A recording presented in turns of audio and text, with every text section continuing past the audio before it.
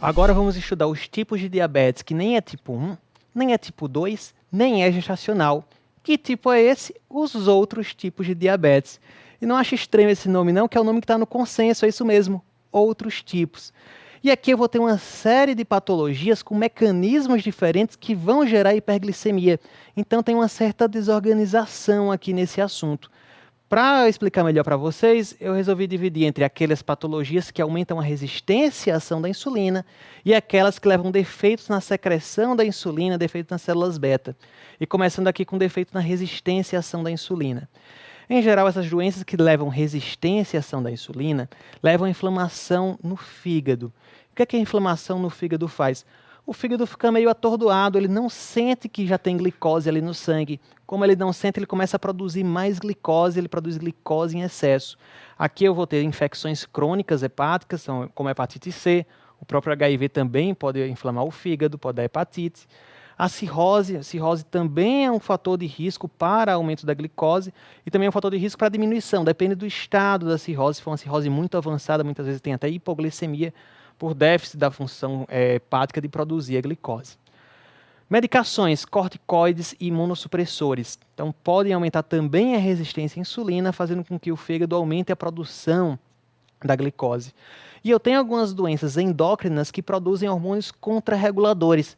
Lembra dos hormônios contrarreguladores? Aqueles que aumentavam a glicemia?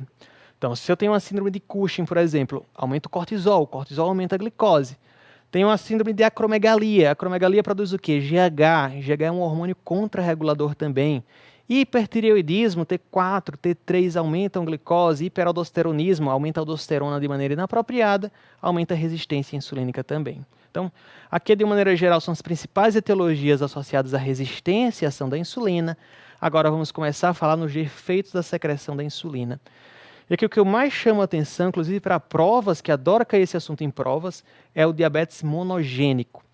Aqui você pergunta, diabetes monogênico tem a ver com genética? Sim, é isso mesmo, que tem um gene que determina a doença. Ah, mas diabetes tipo 2, você não falou que tem uma relação genética? Sim, mas é poligênico, tem vários genes associados. E o diabetes tipo 1 também não tem uma relação genética? Tem, mas a herança do HLA é uma herança complexa, também poligênica. Então aqui eram vários genes que se associavam com o ambiente que faziam levar à hiperglicemia. Aqui não, aqui é um defeito em um gene específico que leva à hiperglicemia. Então detalhando melhor aqui o nome. O nome significa que é o diabetes do adulto que se apresenta no jovem, na criança. Mas por que esse nome? Antigamente o pessoal não conseguia entender, é um jovem magro, agora tem diabetes que não precisa de insulina, então não é tipo 1, mas também é mais magro, também não é tipo 2, está ali no meio, então criaram essa nomenclatura MOD, depois foram descobrir que é um defeito genético, é um outro mecanismo aqui. Então o que vai chamar a atenção para vocês, para lembrar que o paciente pode ter MOD? O paciente é jovem, em geral menor que 25 anos, e tem 2 ou mais gerações da família também.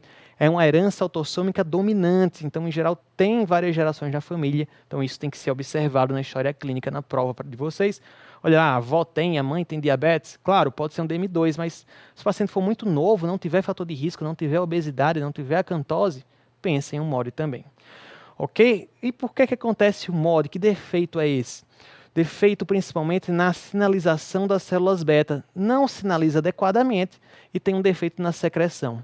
Um outro tipo de diabetes também genético monogênico é o neonatal, que é uma certa variação do MOD, é um MOD que acontece de maneira mais precoce. Às vezes antes dos 6 meses já acontece essa diabetes neonatal, por isso até o nome dela é específico. E o que é que vocês têm que levar para a prova em relação ao MOD? Primeiro, não é um tipo de MOD só. Existem mais de 10 tipos de MOD. Precisa decorar todos? Não precisa decorar todos. Vocês precisam lembrar principalmente de 3 tipos de MOD. O MOD 2, que também é conhecido como MOD GCK, esse MOD 2 é um MOD bobo, não precisa de tratamento. O paciente tem uma hiperglicemia leve, às vezes já na primeira infância faz um exame da 110, 115 de glicemia. Nossa, tem diabetes, aí você vai acompanhar um ano depois a mesma coisa, 2 anos, 3 anos, 4 anos, enfim. Fica a vida toda com essa glicose.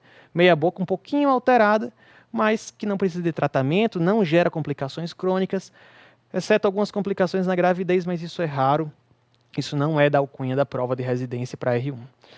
Ok? Em relação a diabetes neonatal e diabetes tipo MOD 1 e MOD 3. Então, esses defeitos são mais graves e acontecem nessa primeira fase de sinalização. Aqui eu deixei em destaque aqui canal da sulfonilureia, porque esse canal, a sinalização do canal da sulfonilureia é depois do defeito. Então, esses subtipos eu posso tratar com sulfonilureia, ou seja, dá uma glibenclamida, dá uma glicazida, porque o defeito é aqui.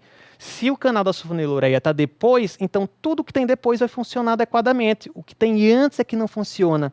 Então aqui os pacientes respondem muito bem a medicações por via oral. Então muitas vezes eram pacientes que tinham que tratar com insulina, você tira a insulina dele, dá um comprimido e ele já melhora. Então tem que chamar a atenção desse, declassificar adequadamente, até para mudar o tratamento dele. Beleza? Agora passando, pancreatectomia total. Aqui não tem nem o que explicar. Se não tem pâncreas, não tem células beta. Pancreatite crônica ou fibrose cística. Aqui é importante para vocês saberem. Qualquer coisa que leve à insuficiência pancreática, pancreatite crônica, fibrose cística, primeiro existe falência exócrina, falência na metabolização das gorduras, de proteínas. Então, um dos marcadores, um dos melhores marcadores para fazermos o diagnóstico dessa falência pancreática é o clearance de gordura nas fezes. Eu pesquiso a gordura nas fezes, pode fazer vários exames, tem o Sudan, que você vai pesquisar a gordura nas fezes. Se está positiva, vou pensar em falência pancreática, que primeiro vai se manifestar com falência exócrina, para depois vir a falência endócrina. E por último, a hemocromatose, aqui eu coloquei até o homem de ferro, que é o excesso, a sobrecarga de ferro. E aqui o que vai marcar, além do depósito de ferro no pâncreas, que vai dificultar a ação das células beta, eu posso ter cirrose pelo depósito de ferro no fígado, posso ter hipogonadismo por depósito de ferro na hipófise, no testículo, então posso ter outras endocrinopatias associadas além do diabetes.